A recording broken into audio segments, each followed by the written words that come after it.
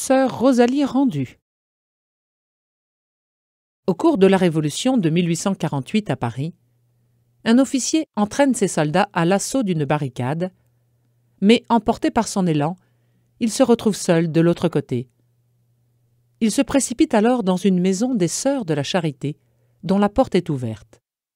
Les insurgés l'y poursuivent. Intrépide, la supérieure, Sœur Rosalie, s'avance vers eux. « On ne tue pas chez nous. Donnez-le-nous, nous le conduirons dans la rue. » Toutes les sœurs accourent pour entourer leur mère, mais la horde crie et menace. Pendant plus d'une heure, la Charité dispute à la vengeance la vie d'un homme. Déjà, les canons des fusils visent la victime. Sœur Rosalie se met à genoux. « Voilà 50 ans, dit-elle, que je vous ai consacré ma vie.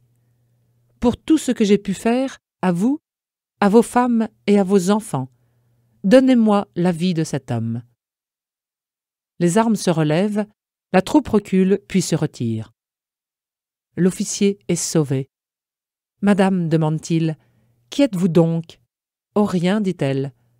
Une fille de la Charité. » Jeanne-Marie Rendu, la future sœur Rosalie, est née le 9 septembre 1786 à Confort, en France, à peu de distance de Genève.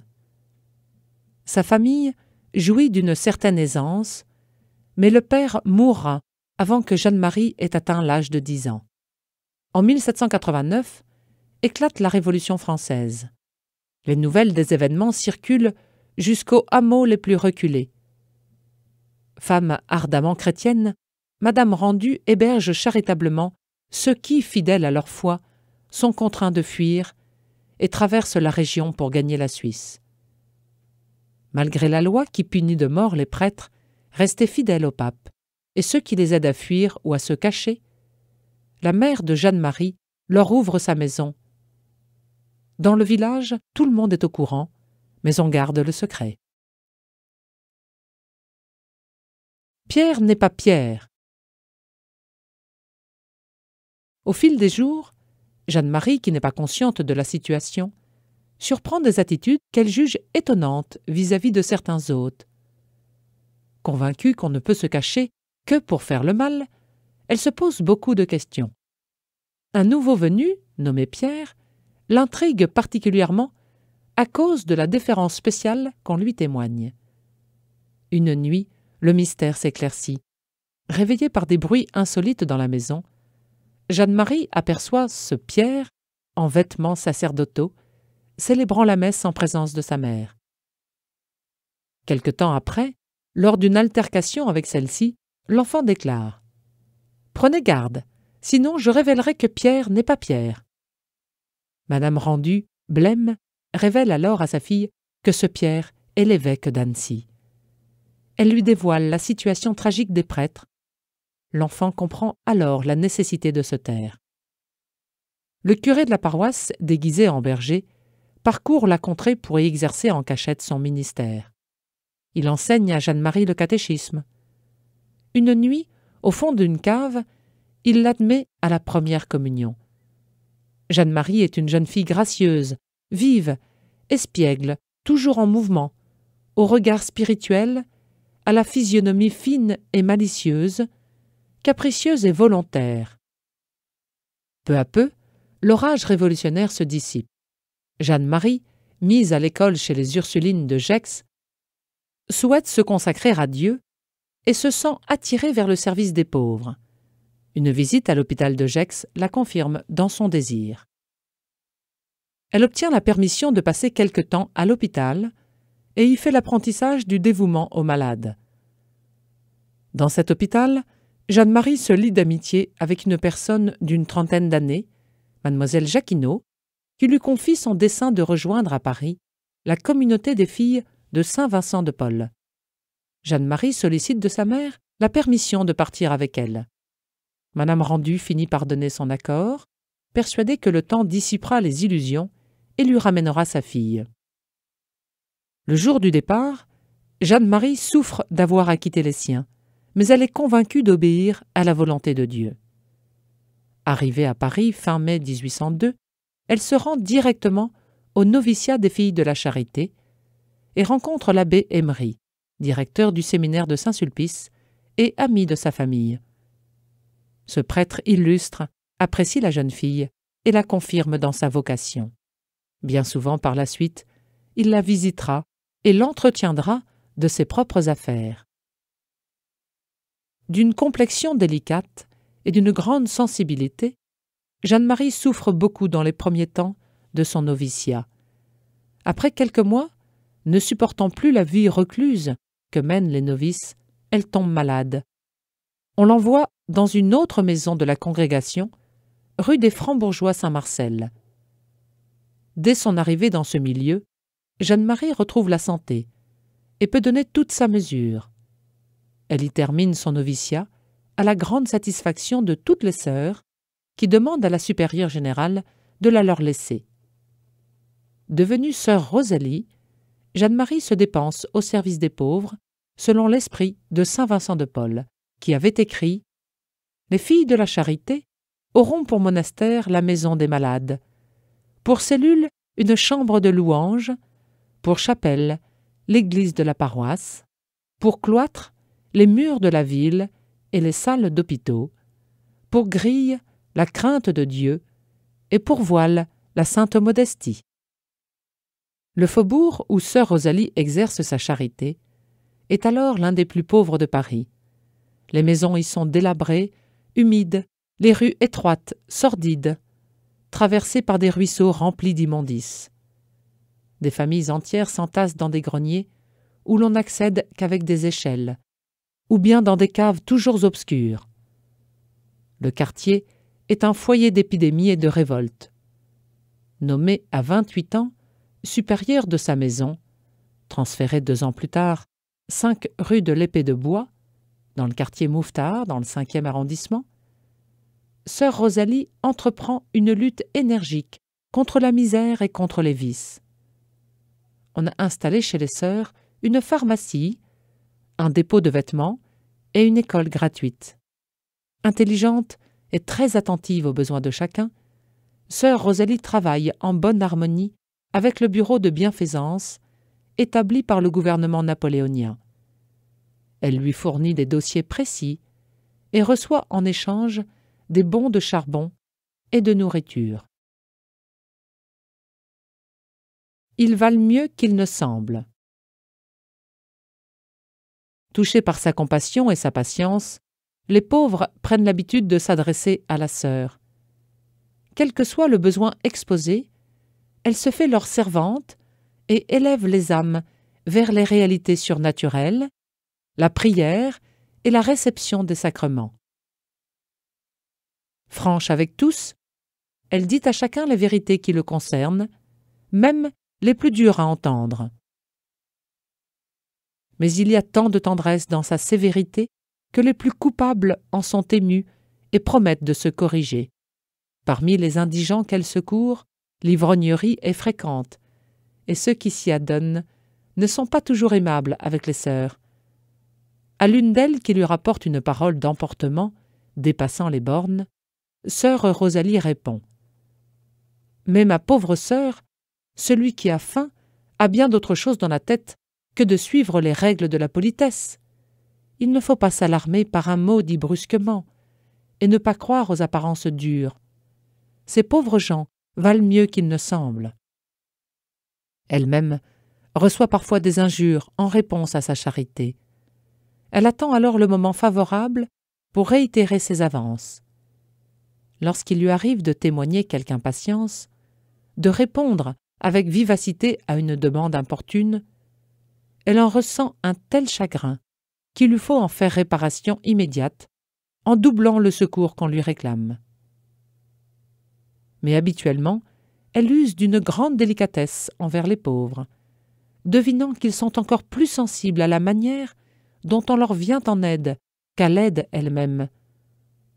Un des grands moyens de faire du bien aux pauvres, affirme-t-elle, c'est de lui témoigner du respect et de la considération. Alors même qu'on a quelque chose de grave à lui faire, il faut éviter, avec un grand soin, toute parole injurieuse et méprisante, dira-t-elle. le cœur du pauvre est à la fois sensible, naïf, mais fier et prêt à donner son amour à qui le comprend. Sœur Rosalie a confiance dans la prière des pauvres et leur recommande le succès de ses entreprises. Dans les taudis glacés, les malades sont nombreux. Sœur Rosalie s'approche de ces malheureux, en guenilles, à l'odeur repoussante, cherche les plaies, les soigne et soulage aussi les âmes. Parfois, elle découvre des moribonds désespérés qu'elle prépare à la mort. Chaque matin, la sœur prend des forces dans l'Eucharistie et la méditation, puisant sa charité à la source la plus haute et la plus pure, le Sacré-Cœur de Jésus. En même temps que céleste, cette charité est humaine. Sœur Rosalie aime les pauvres, comme les membres souffrants du Sauveur, mais aussi comme une mère aime son enfant, avec son cœur et son sang, avec ses émotions et ses larmes. Familiarisée avec toutes les douleurs, loin de se durcir le cœur, elle reste jusqu'à la fin de sa vie aussi sensible au spectacle de la souffrance que des premiers jours. Laissez passer. Lors de la Révolution de 1830, les émeutiers élèvent des barricades. Sœur Rosalie parcourt les rues et parlemente avec les insurgés. Un seul mot d'ordre court. « Laissez passer Sœur Rosalie !» Elle fait accueillir dans sa maison tous ceux que la foule pourchasse. Prêtres, religieuses, soldats. Un orphelinat voisin, tenu par des religieuses, est menacé d'incendie. Sur l'intervention de la sœur, les hommes qui menacent la maison s'en font les défenseurs, au point que leur chef intime cet ordre, et surtout pas de bruit, laissez dormir les petites filles et leurs gardiennes. La guerre civile terminée, le choléra s'abat sur la ville de Paris. L'épidémie en vient à faire plusieurs centaines de victimes par jour. Sœur Rosalie a d'abord une réaction d'effroi, mais bientôt elle se repent et organise au mieux les secours, ne ménageant ni sa peine ni son temps. En 1833, piquée par un camarade incroyant, qui leur reproche le peu d'efficacité sociale des catholiques du XIXe siècle, deux amis se demandent « Que faut-il donc faire pour être vraiment catholique ?» Ne parlons pas tant de charité, faisons-la. Le soir même, ils portent à un pauvre le bois qu'il leur reste pour finir l'hiver. Ces deux hommes s'appellent Ozanam et le Talandier. Un de leurs professeurs les envoie à Sœur Rosalie. La sœur apprend à ces jeunes gens à voir Notre Seigneur dans les pauvres, les traces de sa couronne d'épines sur leur front. Elle leur indique les familles à visiter et leur donne des avis sur la manière d'aborder utilement le pauvre. Les conférences de saint Vincent de Paul sont nées. La question qui divise les hommes de nos jours, écrivait Ozanam, le 24 février 1836, n'est plus une question de forme politique, c'est une question sociale. C'est de savoir qui l'emportera, de l'esprit d'égoïsme ou de l'esprit de sacrifice. Si la société ne sera qu'une grande exploitation au profit des forts ou une consécration de chacun pour le bien de tous et surtout pour la protection des faibles. De 7 qu'ils étaient au début de l'œuvre, les confrères sont 9000, 12 ans après. Avec l'aide de Sœur Rosalie, ils créent des œuvres spécifiques. L'œuvre des jeunes détenus, l'œuvre des orphelins, le patronage, l'œuvre de la Sainte Famille, les cercles d'ouvriers, etc. Mais Sœur Rosalie multiplie, elle aussi, au milieu de nombreuses difficultés, ses œuvres propres. En 1844, elle établit une crèche pour la garde des petits-enfants. Cette initiative lui vaut des contradictions. On lui reproche d'enlever les enfants à leur mère. Cependant, la crèche obtient un grand succès. Les enfants y sont propres, soignés et mieux aérés que dans les taudis familiaux. Les mamans qui doivent sortir de chez elles pour leur travail ou leur commerce ambulant sont rassurées sur les sorts de leurs petits. À la crèche, Sœur Rosalie adjoint bientôt des écoles. Dans les écoles de Sœur Rosalie, écrira un témoin, on était étonné de trouver chez les élèves une modestie, une réserve, des habitudes de bienséance et de politesse qui auraient fait honneur aux rangs les plus élevés. Se préparer au grand passage. Pour les jeunes filles en apprentissage, sœur Rosalie crée l'œuvre des patronages du dimanche, et pour celles qui rentrent dans la vie professionnelle, l'association de Notre-Dame du Bon Conseil, où la visite des pauvres remplace les réunions du dimanche. Les attentions de sœur Rosalie se portent aussi sur les personnes âgées. Comme toutes ne peuvent être admises dans les hospices, elle ouvre un refuge gratuit. Une étape est ainsi ménagée entre leur vie souvent agitée et la mort, pour se préparer au grand passage à l'éternité. Ceux qui ont le plus mal vécu se rachètent par une vie édifiante. En 1848 éclate une nouvelle révolution. Du 24 au 26 juin, la guerre civile atteint son maximum. L'archevêque de Paris, Monseigneur Affre, qui tente de s'interposer entre l'armée et les insurgés, est tué sur une barricade. Au péril de sa vie, sœur Rosalie s'élance dans la mêlée, essayant de calmer les combattants. « Ma sœur, allez-vous-en, lui crie-t-on. Vous allez vous faire tuer. Croyez-vous que je désire vivre quand on massacre mes enfants ?» répond-elle. « Cessez donc le feu. N'ai-je pas assez de veuves et d'orphelins à nourrir ?» Après ces jours sanglants, le général Cavaignac, chargé par le gouvernement de rétablir l'ordre, vient féliciter la sœur de son courage. Celle-ci, toujours très modeste, se souvient d'une fillette de 5 ans, dont le père, pauvre et brave ouvrier, entraîné dans l'émeute, doit être fusillé. Elle appelle l'enfant. « Voici un monsieur, lui dit-elle, qui peut te rendre ton papa. Va le lui demander. » Toute tremblante, l'enfant réclame à genoux la grâce de son père. Le général hésite. « Rendez-le-moi, supplie la fillette, et je vous aimerai tant, monsieur. » Vaincu, l'officier accorde son pardon. Un cabinet de ministre? La réputation de sœur Rosalie lui attire de nombreuses visites. Son salon, un pauvre petit parloir aux murs sombres, est plus fréquenté qu'un cabinet de ministre. La sœur y reçoit quelquefois jusqu'à 500 personnes en une seule journée.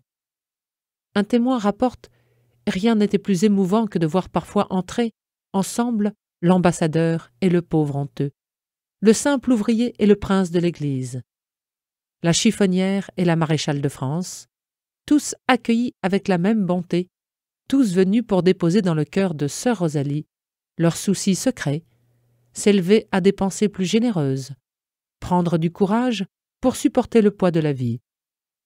Un jour qu'un homme prend des heures à lui conter ses peines, sœur Rosalie répond aux sœurs qui s'en indignent. « N'aimeriez-vous pas, si vous étiez malheureuse, à être consolée ? Ce n'est pas que je l'ai consolée, mais j'ai écouté le récit de ses malheurs, et c'est beaucoup pour celui qui est affligé. » Ses délicatesses envers les pauvres honteux sont remarquables. Un jour, apercevant l'un d'eux dans la foule des solliciteurs, « Monsieur, lui dit-elle, voici un paquet pour quelqu'un qui habite près de chez vous. Pourriez-vous me rendre le service de lui apporter ?» L'homme part immédiatement, et dans la rue, il jette les yeux sur le nom et l'adresse, qui sont les siens. Lorsqu'on reproche à sœur Rosalie de se laisser exploiter par ses commandeurs, elle répond « Si nous avions passé par leurs épreuves, peut-être serions-nous pires qu'eux. Leurs mauvaises dispositions viennent surtout de leurs besoins. » Parmi les visiteurs illustres de la sœur, on compte l'ambassadeur d'Espagne à Paris, Donoso Cortés. Là, du vide de la vie mondaine, il vient à elle et reçoit des adresses de pauvres à soulager. Devenue son intime, il l'appelle sa mère. Assisté par la sœur, au moment de sa mort, il murmure « Je n'ai plus besoin que de Dieu. Les pauvres prient pour moi, qu'ils ne m'oublient pas. » Un jour, l'empereur Napoléon III et l'impératrice Eugénie se présentent en personne au parloir pour honorer sœur Rosalie et visiter ses œuvres. À la récréation du soir, les sœurs traitent l'abondante correspondance de sœur Rosalie. Lorsque toute la maisonnée dort, celle-ci prend elle-même la plume et de son écriture penchée s'adresse à ses nombreux amis, évêques, supérieurs d'ordre religieux, généraux, avocats, directeurs d'entreprise ou de chemin de fer. elle met la charité à portée de tous, demandant à chacun quelques instants pour aller distribuer des secours. Ces bienfaiteurs de tout genre apprennent des pauvres à supporter la mauvaise fortune et sont confrontés au mystère que Dieu a caché dans l'inégalité des souffrances et des conditions humaines. Créés à l'image de Dieu unique, dotés d'une même âme raisonnable, tous les hommes ont même nature et même origine, enseigne le catéchisme de l'Église catholique. Rachetés par le sacrifice du Christ, tous sont appelés à participer à la même béatitude divine. Tous jouissent donc d'une égale dignité. Cependant, entre les hommes, des différences apparaissent, liées à l'âge, aux capacités physiques, aux aptitudes intellectuelles ou morales, aux échanges dont chacun a pu bénéficier, à la distribution des richesses. Ces différences appartiennent au plan de Dieu, qui veut que chacun reçoive d'autres ce dont il a besoin, et que ceux qui disposent de talents particuliers en communiquent les bienfaits à ceux qui en ont besoin. Les différences encouragent et souvent obligent les personnes à la magnanimité, à la bienveillance et au partage. Une borne pour déposer les fardeaux. L'intense activité de sœur Rosalie ne l'empêche pas d'écrire souvent à sa vieille mère, ni de s'occuper de ses religieuses. Elle encourage leur vertu, spécialement la charité envers les pauvres. Une fille de la charité, leur répète-t-elle souvent, est comme une borne, sur laquelle tous ceux qui sont fatigués ont le droit de déposer leur fardeau. La moindre négligence des sœurs est bientôt réprimée, mais avec une douceur qui obtient tout.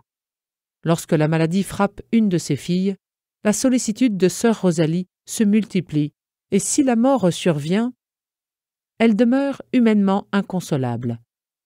Elle était née avec une nature très vive, rapporte une de ses sœurs. Elle ne pouvait souffrir la moindre contrariété, tressautait devant le plus petit obstacle et était sensible à l'excès. Il suffisait d'un mot déplaisant, d'un geste antipathique pour la bouleverser. Mais le souffle de la grâce, passant sur ce terrain volcanique, souleva son énergie et donna d'autres buts à sa violence. Dans toutes ses activités, sœur Rosalie veille à ne pas s'empresser. Le souvenir de la présence de Dieu lui est habituel. Sortant pour visiter les pauvres, elle dit à sa compagne « Commençons notre oraison ». Tout en marchant, elle se recueille et s'entretient avec Dieu. « Jamais je ne fais si bien oraison que dans la rue », aime-t-elle à dire. Ses insomnies lui donnent aussi le temps de prier à loisir. Convaincue de n'être qu'une pauvre créature bien misérable, elle puise dans le sentiment de sa faiblesse des motifs d'espérer dans la miséricorde de Dieu. La maladie visite souvent sœur Rosalie, et à la fin de sa vie, elle devient aveugle. Cette épreuve la fait cruellement souffrir. Une jeune sœur, lui ayant rapporté qu'un saint prêtre considère sa cécité comme une grande grâce et un témoignage de la miséricorde divine, elle répond ingénument que Dieu aurait pu lui témoigner autrement sa bonté. Elle ne se laisse cependant pas décourager par l'épreuve. « J'aimais trop voir mes pauvres, déclare-t-elle. Dieu me punit en me privant de leur vue. Il a voulu mettre une halte entre ma vie et ma mort, afin de me donner le temps de m'y préparer. » Cependant, ayant peur de la mort, elle demande souvent des lectures sur la confiance en Dieu. Dans la nuit du 4 février 1856, elle est atteinte d'une congestion pulmonaire. Un prêtre lui administre l'extrême-onction le 6 février, et le 7 février, sœur Rosalie passe tranquillement à l'éternel repos. Dotée d'éminentes qualités d'intelligence et d'organisation, cette fille de la charité a pourtant mené une vie très simple, consacrée à faire le mieux possible les actions ordinaires de la vie. Lors de sa béatification, le 9 novembre 2003, le pape disait « À une époque troublée par des conflits sociaux, Rosalie rendue s'est joyeusement faite la servante des plus pauvres pour redonner à chacun sa dignité. Sa charité était inventive. Où a-t-elle puisé la force de réaliser autant de choses? dans son intense vie d'oraison et dans sa prière incessante du chapelet, qui ne la quittait pas. Son secret était simple, voir en tout homme le visage du Christ. Demandons à la bienheureuse sœur Rosalie de nous guider dans la vie d'oraison et de nous apprendre à témoigner de la miséricorde de Dieu auprès de toutes les misères que la Providence place sur notre chemin.